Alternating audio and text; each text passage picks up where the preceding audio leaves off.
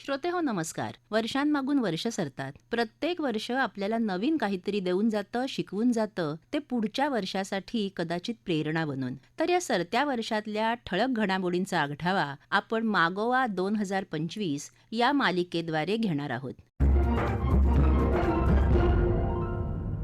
श्रोते हो, दळणवळण आणि संपर्क ही अर्थव्यवस्थेची दोन चाकं. चला तर या क्षेत्रांमध्ये वर्षभरात झालेल्या उल्लेखनीय कामगिरीवर एक दृष्टिक्षेप टाकूया. महानगरांमधलं दळणवळण हे बहुस्तरीय, सुविहित आणि एकात्मिक स्वरूपाचं असायला हवं अशी अपेक्षा महानगरातल्या नागरिकांची असते. गेल्या वर्षभरात मुंबई आणि पुण्यात मेट्रोचं जाळं विस्तारलं आहे. मेट्रो, रस्ते, विमान आणि जलवाहतूक या सगळ्यांना एकमेकांशी जोडून लोकांचा प्रवास एकदम सोपा आणि विना अडथळा करणं हा मुंबईसारख्या महानगरात वाहतूक व्यवस्थेचा एक मुख्य उद्देश आहे. 2025 मध्ये सुरू झालेल्या भूमिगत मेट्रो 3 म्हणजेच ॲक्वा लाईनचा वापर आता रोज लाखो प्रवासी करत आहेत. तसंच मेट्रो लाईन 8 मुळे छत्रपती शिवाजी महाराज विमानतळ आणि नवी मुंबई विमानतळ थेट जोडले जाणार आहेत. या प्रकल्पामुळे नवी मुंबईतल्या वेगवेगळ्या उपनगरांना जोडणारं एक अंतर्गत आणि चांगलं मेट्रो नेटवर्क तयार होणार असल्यानं याचा सर्वसामान्य माणसाचा दैनंदिन प्रवास, वाहतूक कोंडी कमी करण्यावर तसंच स्थानिक अर्थव्यवस्थेवर कोणता परिणाम दिसून आला याविषयी बोलताना पत्रकार गायत्री श्रीगोंदेकर म्हणाल्या, मुंबईमध्ये 3 मेट्रोचे नेटवर्क कार्यान्वित आहेत. ते म्हणजे मेट्रो 1, मेट्रो 2, A7 आणि मेट्रो 3. एकूण असं हे तिन्ही मेट्रोचे नेटवर्क मिळून 91 किलोमीटरची मेट्रो सध्या मुंबईकरांच्या सेवेत आहे आणि लाखो मुंबईकर सध्या त्याचा लाभ देखील घेत आहेत. आणि आता इलेक्शन झाल्यानंतर आगामी काळामध्ये दहिसर भाईंदर जी मेट्रो आहे ती आणि मंडाळा ते चेंबूर असे 2 नवे मार्ग पण लवकरच मुंबईकरांसाठी खुले होतील. राज्याचे जे मुख्यमंत्री आहेत त्यांचं एक धोरण आहे, त्याचं एक उद्दिष्ट आहे की मुंबईमध्ये 374 किलोमीटरचं मेट्रो नेटवर्क त्यांना आगामी काही काळामध्ये कार्यान्वित करायचं आहे. त्याचाच एक भाग म्हणून त्यांनी असं ठरवलेलं आहे किंवा अधिकाऱ्यांना देखील असं सूचित केलेलं आहे की दरवर्षी किमान 50 किलोमीटरचे मेट्रो मार्ग मुंबईमध्ये सुरू झाले पाहिजे. पुढच्या एक 3-4 दिवसांमध्ये नवी मुंबई विमानतळ सुरू होतं आहे. तर नवी मुंबई आंतरराष्ट्रीय विमानतळ आणि मुंबई आंतरराष्ट्रीय विमानतळ ही 2 महत्वाची जी विमानतळं आहेत ती जोडणारी मेट्रो 8 ही जी लाईन आहे त्याचं काम देखील आता वेगानं सुरू झालेलं आहे आणि भविष्यामध्ये ह्या दोन्ही विमानतळाच्या दरम्यान तुम्ही थेट प्रवास करू शकाल. अगदी काही मिनिटांमध्ये प्रवास करू शकाल. नवी मुंबई मेट्रोचं जे एक फेज आहे, पहिला जो टप्पा आहे त्याला देखील उत्तम प्रतिसाद आहे. हे मुंबई विषयी झालं. आपण मुंबई सोबतच पुण्याचाही विचार करायला पाहिजे, कारण की पुण्यामध्ये मोठ्या संख्येने वाहतूक कोंडीची प्रकरणं समोर येत आहेत. मात्र दुसरा एक परिणाम असाही आहे की पुण्यात जे आता मेट्रोचे रूट सुरू आहेत त्याच्यामध्ये मंडई असेल, डिस्ट्रिक्ट कोर्ट असेल, स्वारगेट असेल अशा महत्वाच्या भागांना जोडण्यासाठी सध्या मेट्रोची कनेक्टिव्हिटी खूप चांगली आहे आणि या मेट्रो मार्गावरून देखील खूप पुणेकर सध्या प्रवास करत आहेत. महत्वाचं ह्याच्यात नमूद केलं पाहिजे ते म्हणजे विद्यार्थ्यांना या मेट्रोचा खूप जास्ती फायदा होतो आहे. पुणे हे विद्येचं माहेरघर आहे. राज्यभरातून, देशभरातून मुलं इथे शिक्षण घेण्यासाठी येत असतात. IT सेक्टर मोठ्या प्रमाणात विस्तारतो आहे. IT हब्स आहेत. नुकतंच केंद्र सरकारने पुणे मेट्रोच्या दुसऱ्या टप्प्याला देखील मंजुरी दिलेली आहे. यामुळे थेट खडकवासलापर्यंत मेट्रोचं जाळं जे आहे पुण्यातलं ते विस्तारणार आहे आणि हिंजवडी, चाकण या भागामध्ये देखील चांगली मेट्रोची सुविधा मिळेल. पिंपरी चिंचवड पर्यंत मेट्रो जाईल. पुण्यात देखील जाळं अशा पद्धतीने विस्तारत आहे. नागपूरमध्ये मेट्रो आहे. नागपूर मेट्रोच्या देखील दुसऱ्या टप्प्याला आता मंजुरी देण्यात आलेली आहे. त्याच पद्धतीने या प्रत्येक राज्यातले जे प्रत्येक मेट्रो रूट्स आहेत, जसं की नागपूरमध्ये मेट्रो असेल, नागपूर मेट्रोचं स्वतःचं ॲप आहे. पुण्यात देखील पुणे मेट्रोचं स्वतःचं ॲप आहे. मुंबईत तर अफाट आहे. म्हणजे मुंबई मेट्रो वनचं जे ॲप आहे त्याच्यावरून तर तुम्ही कोणत्याही सार्वजनिक वाहतूक व्यवस्थेसाठी एकच तिकीट घेऊ शकतात. म्हणजे तुम्ही जर लोकलने प्रवास करणार असाल, लोकलमधनं उतरून तुम्ही बेस्टने प्रवास करत असाल आणि बेस्टमधून उतरून जर तुम्ही मेट्रोने प्रवास करणार असाल तर ह्या मेट्रोचा आणि एकंदरीत पूर्ण मुंबईतल्या या तुमच्या प्रवासाचं नियोजन तुम्ही सुरुवातीला करून ठेवू शकतात आणि या संपूर्ण प्रवासाचं एकच तिकीट तुम्ही या ॲपवरून काढू शकणार आहात. श्रोते हो, रेल्वे हा भारतीय दळणवळणाचा कणा. भारतीय रेल्वेचा नवा चेहरा म्हणजे वंदे भारत एक्सप्रेस. पूर्णपणे भारतात निर्माण करण्यात आलेली वंदे भारत एक्सप्रेस ही अत्याधुनिक सोयींनी सुसज्ज अशी रेल्वेगाडी. देशभरात सध्या 164 वंदे भारत एक्सप्रेस धावत आहेत. महाराष्ट्रात वंदे भारत एक्सप्रेसला मिळणाऱ्या प्रतिसादाबद्दल सांगताना पत्रकार गायत्री श्रीगोंदेकर म्हणाल्या, गेल्या 6 वर्षामध्ये जवळपास 7.5 कोटींहून अधिक प्रवाशांनी वंदे भारतने प्रवास केलेला आहे. म्हणजे तुम्ही बघू शकता की वंदे भारत बाबत जे प्रवाशांचं किंवा नागरिकांचं जी लोकप्रियता होती, जो विश्वास होता, तो आज देखील कायम आहे. दुसरी गोष्ट अशी आहे की 2019 मध्ये फेब्रुवारीच्या वंदे भारत ट्रेन लॉन्च झाली आणि तेव्हा फक्त एक सेवा सुरू होती. आज देशामध्ये 164 वंदे भारतच्या सेवा आहे. भारतातील 274 जिल्ह्यांना वंदे भारत ट्रेन जोडते. महाराष्ट्रात देखील वंदे भारतचं नेटवर्क चांगलं विस्तारतंय. सध्या मुंबई शिर्डी, मुंबई सोलापूर, CST नांदेड, पुणे कोल्हापूर अशा मार्गांवर वंदे भारत धावते आहे. वंदे भारतचा सगळ्यात आवडीचा रूट ज्याला सर्वाधिक प्रतिसाद आहे तो म्हणजे मुंबई गोवा. मुंबई अहमदाबाद देखील म्हणजे राज्याच्या बाहेर देखील मुंबई गोवा असेल, मुंबई अहमदाबाद असेल अशा सेवा आहेत. पण त्यातल्या त्यात मुंबई गोवासाठी वंदे भारतला सगळ्यात जास्ती प्रतिसाद आहे आणि आता तर जालना नांदेड पर्यंत हा मार्ग विस्तारलेला आहे वंदे भारतचा. त्यामुळे असे जे काही विस्तार होत आहेत त्याबाबत निर्णय घेतले जात आहेत. प्रवाशांच्या प्रशासनाच्या ज्या मागण्या आहेत त्यांच्याकडे लक्ष असल्याचं देखील याच्यातून दिसतं. त्यामुळे प्रादेशिक संपर्क, प्रवासातील सोय आणि आराम हा वाढत असल्यामुळे राज्यातील रेल्वे प्रवासाकडे बघण्याचा नागरिकांचा दृष्टिकोन देखील बदलत आहे. श्रोते हो, जगातला सर्वात उंच रेल्वे पूल असलेल्या चिनाब पुलाचं उद्घाटन यावर्षी प्रधानमंत्री नरेंद्र मोदी यांच्या हस्ते झालं. एक अभियांत्रिकी आश्चर्य म्हणून ओळखल्या जाणाऱ्या पुलाला काश्मीर खोऱ्याला उर्वरित भारताशी खऱ्या अर्थानं जोडणारा दुवा म्हटलं जातं. आपल्यासाठी विशेष अभिमानाची बाब ही की हा पूल कोकण रेल्वेच्या देखरेखीखाली बांधला आहे. या पुलाच्या महत्वाविषयी श्रीगोंदेकर यांनी माहिती दिली.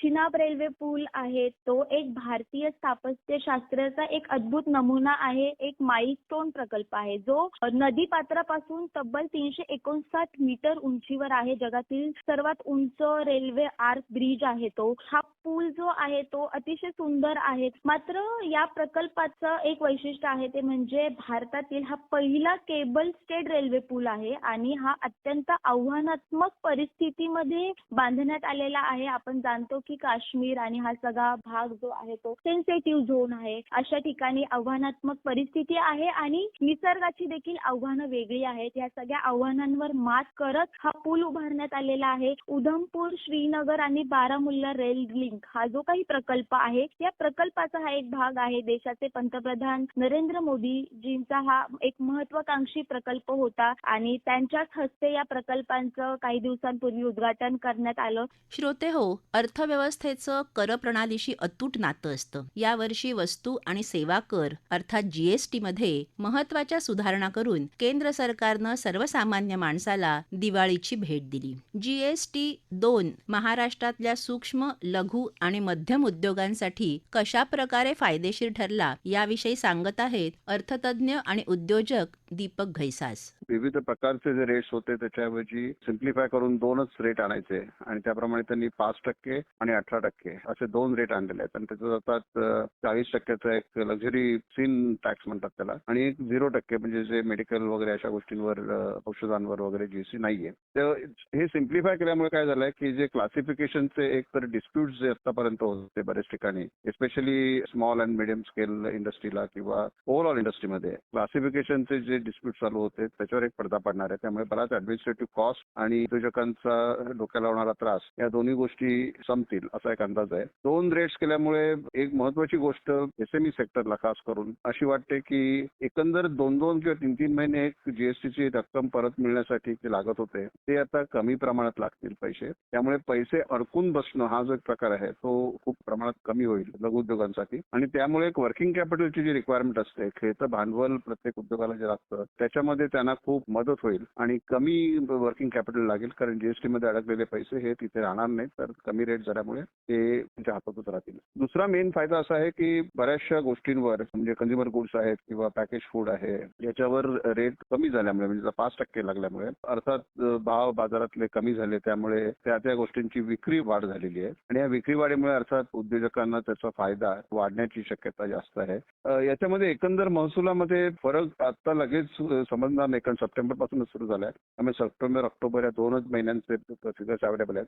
पण त्याच्यामध्ये महाराष्ट्रामध्ये बाबतीत बोलायचं झालं तर महाराष्ट्राचं एकंदर ऑक्टोबर महिन्यामध्ये नोव्हेंबरमध्ये 3% वाढ त्यांनी दाखवलेली आहे. अर्थात ही वाढ फार लक्षणीय नसली तरी सुद्धा काही स्टेटमध्ये निगेटिव्ह ग्रोथ झालेली आहे आणि याचं कारण सुद्धा असं आहे की सप्टेंबरमध्ये बऱ्याच लोकांनी सेल थांबून ठेवले त्यांनी ते सगळे केले. त्यामुळे तो बेस धरून जर का बघितलं तर काही राज्यांचं कमी झालेलं आहे, काही राज्यांचं वाढलेलं आहे. म्हणजे कर्नाटक उदाहरणार्थ असेल किंवा तेलंगणा असेल त्यांचे 10% रेव्हेन्यू वाढलाय. महाराष्ट्राने मात्र 3% ग्रोथ दाखवलेली आहे आणि याचा अर्थ असा आहे की जनरली सेल वाढल्यामुळे एकंदर रेट कमी होऊन सुद्धा टोटल टॅक्स कलेक्शन वाढेल आणि त्याचा फायदा प्रत्येक राज्याला होईल, केंद्र सरकारला होईल, कारण हातात रेव्हेन्यू जास्त येईल. श्रोते हो, यावर्षी भूराजकीय संघर्ष, जागतिक पुरवठा साखळीतले अडथळे आणि अमेरिकेच्या आडमुठ्या व्यापार धोरणांमुळे विकसित देशांनाही आर्थिक अस्थैर्याचा सामना करावा लागला. अशा परिस्थितीत भारतानं सामरिक स्वायत्तता टिकवून व्यापार विविधीकरणाचा पर्याय स्वीकारला. यामुळे भारताची निर्यात कशी स्थिर राहू शकली याविषयी माहिती देत आहेत उद्योजक अमित बागवे. 2025 मध्ये भारताने पाश्चात्य देशांवरील अवलंबित्व कमी करून ग्लोबल साऊथ देशांसोबत आपले व्यापारी संबंध मजबूत करण्यात मोठं यश मिळवलेलं आहे. यामुळे भारताच्या निर्यातीवर जागतिक अस्थैर्याचा परिणाम झालेला नाहीये. 2024-25 या आर्थिक वर्षात भारताने $825 अब्ज इतकी निर्यात साध्य केली आहे. भारताची ही रणनीती ती 3 कारणांमुळे यशस्वी ठरली आहे. कोणती? तर पहिलं कारण आहे प्रादेशिक बाजारपेठा. आफ्रिकन देशांसोबत व्यापार जो आज $100 अब्ज पुढे गेलेला आहे, ज्यामध्ये औषधं, वाहनं आणि पायाभूत सुविधांच्या वस्तूंचा समावेश आहे. तसंच आशियान देशांसोबत द्विपक्षीय व्यापार $122 अब्ज वर पोहोचला आहे. भारताने आशियान भारत मुक्त व्यापार कराराचे पुनरावलोकन सुरू केलं आहे. याद्वारे डिजिटल आणि हरित ऊर्जा क्षेत्रात व्यापार वाढवण्यावर भर दिला जात आहे. त्याचप्रमाणे ब्राझील, कोलंबिया आणि चिली सारख्या देशांमधील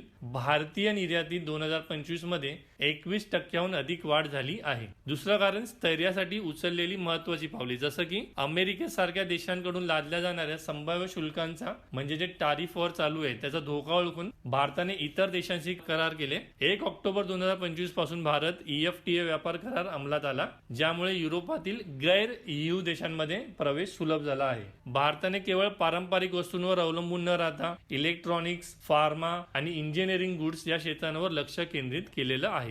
तसंच डिजिटल सुविधा सुरू केल्यामुळे 2025 मध्ये भारत ट्रेड नेट सुरू झाल्यामुळे निर्यातदारांना कागदपत्र आणि वित्त पुरवठा मिळवणं सोपं झालंय, ज्यामुळे नवीन बाजारपेठांमध्ये व्यापार करणं सुद्धा आता सोपं होत चाललेलं आहे. आणि तिसरं कारण आहे निर्यातीतील स्थिरता. या धोरणामुळे भारताच्या निर्यातीला मोठं संरक्षण मिळालेलं आहे. नोव्हेंबर 2025 मध्ये भारताची एकूण निर्यात गेल्या वर्षीच्या तुलनेत 15% वाढली आहे. जागतिक भूराजकीय तणाव असतानाही आफ्रिका आणि दक्षिण पूर्व आशियातील देशांशी वाढलेल्या व्यापारामुळे भारतीय अर्थव्यवस्थेला एक चांगला आधार मिळत आहे असं आपण म्हणू शकतो. थोडक्यात काय तर भारताने आपली सामरिक स्वायत्तता जपून केवळ पाश्चात्य देशांवर अवलंबून न राहता जगातील इतर विकसनशील देशांना आपला महत्वाचा व्यापारी भागीदार बनवण्यात यश मिळवलेलं आहे असं आपल्याला दिसतंय. भूराजकीय संघर्ष, जागतिक पुरवठा साखळीतले अडथळे आणि अमेरिकेच्या आडमुठ्या व्यापार धोरणांमुळे विकसित देशांना आर्थिक अस्थैर्याचा सामना करावा लागला, पण तेवढ्या मोठ्या प्रमाणावर भारताचा याचा परिणाम झालेला दिसत नाहीये. श्रोते हो, वाढलेली संपर्क सुलभता, मेट्रोचं विस्तारणारं जाळं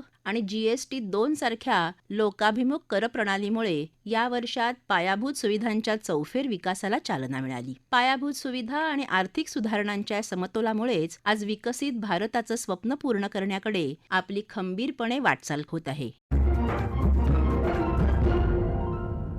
श्रोते हो, आपला मागोवा 2025 हा कार्यक्रम आपण न्यूज ऑन AIR या ॲपवरही लाईव्ह ऐकू शकता. याशिवाय आमच्या मुंबई एअर न्यूज या YouTube वाहिनीवर कार्यक्रमाचं ध्वनिमुद्रण आपल्याला कधीही ऐकता येईल. याबरोबरच आजचा मागोवा 2025 हा कार्यक्रम संपला. हा कार्यक्रम आकाशवाणी मुंबईच्या प्रादेशिक वृत्त विभागानं सादर केला. संपादक आणि सादरकर्त्या भावना गोखले आणि सी प्रार्थना, निर्मिती सहाय्य गुरुनाथ तेरवणकर, लेखन आणि समन्वय उत्तमा चित्रे आणि निवेदन नंदिनी मथुरे.